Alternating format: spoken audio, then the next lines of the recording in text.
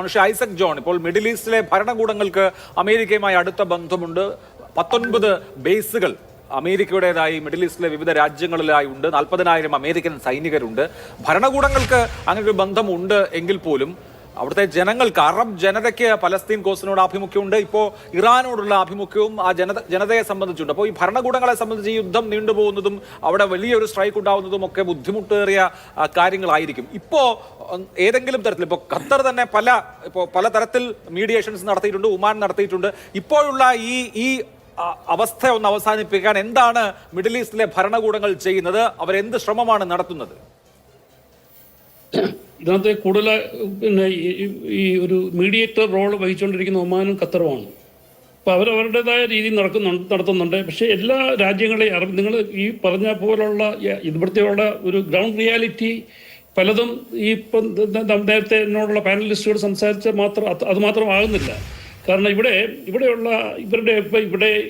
Arab രാജ്യങ്ങളിലെ പല രാജ്യങ്ങളും, പ്രത്യേകിച്ച് GCCയിലെ പല രാജ്യങ്ങൾക്കും ഇസ്രായേലിൻ്റെ സഹായം ഡിസ്ക്രീറ്റായിട്ട് കിട്ടിയിട്ടുണ്ട്. അവരുടെ സെക്യൂരിറ്റി സിസ്റ്റത്തെയൊക്കെ, കാരണം അവരുടെ ഏറ്റവും പ്രധാനപ്പെട്ട പ്രതിയോഗി, അവരുടെ ഒരു നൈറ്റ് മെയർ എന്ന് പറയുന്നത് വേറെ ആരുമല്ല, ഇസ്രായേലല്ല. അവരുടെ പ്രതിയോഗി, അത് എല്ലാവർക്കും അറിയാവുന്ന കാര്യമാണ്. പക്ഷേ അത് പല രീതിയിൽ അത് വ്യാഖ്യാനിക്കപ്പെടുകയാണ്. അത് ഇറാനാണ്. കഴിഞ്ഞ 45 വർഷമായിട്ട് അതിൽ ഇറാഖ് വാർ 8 വർഷം നടന്നതിനൊഴിച്ച് അതിനുശേഷം ബാക്കിയുള്ള സമയങ്ങളെല്ലാം ഈ റീജിയനെ ഡീസ്റ്റെബിലൈസ് ചെയ്യാനായിട്ടുള്ള ശ്രമം പല രീതിയിൽ എവിടെയുണ്ടോ അവിടെയൊക്കെ പോയി അവർ ചെയ്തിട്ടുണ്ട്. ഇവിടെ ഹൂത്തീസിനെ വെച്ചുകൊണ്ട് സൗദി അറേബ്യ അപ്പോൾ അതുകൊണ്ട് അവർക്കറിയാം ഇവിടെ ഒരു ന്യായീകരണം അതിനില്ല. അവരുടെ ഉള്ളിലുള്ള ആഗ്രഹമാണ് ഇറാൻ്റെ ശക്തി ക്ഷയിപ്പിക്കുകയും അവരൊരു ഭീഷണിയെ അല്ലാതാക്കി മാറ്റുക എന്നുള്ള അവരുടെ ആഗ്രഹമാണ്. അതിനുള്ള ഒരു ഒത്താശയെ അവരെല്ലാം ചെയ്തു കൊടുത്തിട്ടുണ്ട്, ചില രാജ്യങ്ങൾ ചെയ്തു കൊടുത്തിട്ടുമുണ്ട്. പക്ഷേ ഇനി അങ്ങോട്ടുള്ള പോക്കിൽ ഇപ്പോൾ ഈ സീസ്ഫയർ അമേരിക്ക പിന്മാറിയതോടുകൂടി ഈ രാജ്യങ്ങളിലേക്കുള്ള ഇറാൻ്റെ ശ്രദ്ധ മാറും, ആക്രമിക്കേണ്ടി വരുന്നില്ല. അതുകൊണ്ടാണ് ഞാൻ പറഞ്ഞത് അതൊരു നാടകമായിരുന്നു. കാരണം ട്രംപിനെ നേരത്തെ അറിയിച്ചു. അതുകൊണ്ടാണ് ട്രംപ് പറഞ്ഞത്, ഇറാൻ നന്ദി പറഞ്ഞു, നിങ്ങൾ വളരെ നല്ലവരായി പോയി, നിങ്ങളെ അറിയിച്ചുകൊണ്ട് ഞങ്ങൾക്കൊരു ആൾനാശം ഉണ്ടാക്കാത്തില്ല. അപ്പോൾ അതിൻ്റെ അർത്ഥം എന്താണ്? ഇവരെല്ലാം കൂടെ കൂടിയാലോചിച്ചൊരു തിരക്കഥയാണ്. മുൻകൂട്ടി അറിഞ്ഞുകൊണ്ട് അത് ചെയ്തു. ഇനിയുള്ള അവശേഷിച്ച ഇറാൻ്റെ കുറച്ച് കാര്യങ്ങളും കൂടെ മാറ്റിയെടുക്കാനായിട്ട് ഇസ്രായേൽ വേണമെങ്കിൽ വീണ്ടും ഈ ട്രൂസ് ലംഘിക്കും, ഇറാനും ലംഘിക്കും, അവർ പരസ്പരം അടിക്കും.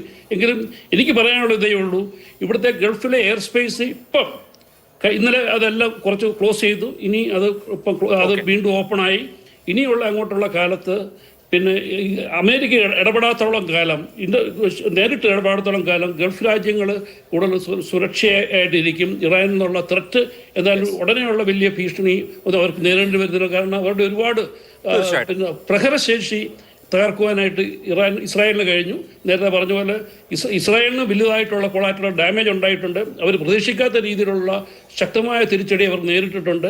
രണ്ടു കൂട്ടരും ഇതേപോലെയുള്ള വാർ ഓഫ് അട്രീഷൻ, പണ്ട് ഇറാനും ഇറാഖും തമ്മിലുള്ള വാർ നിന്ന പോലെ നീണ്ടു നിൽക്കാനുള്ള സാധ്യതയുണ്ട്. ഇതിന് ഒരു കംപ്ലീറ്റ് ഒരു ഫുൾ സ്റ്റോപ്പ് വരാൻ കഴിയില്ല. ഇവിടെ എനിക്ക് മുമ്പേ ഉള്ള അദ്ദേഹം പറഞ്ഞത്, ഇറാന്റെ കയ്യിൽ അണുവായുധം ഉണ്ടെന്ന് പറഞ്ഞില്ല, ആരും പറഞ്ഞിട്ടില്ല.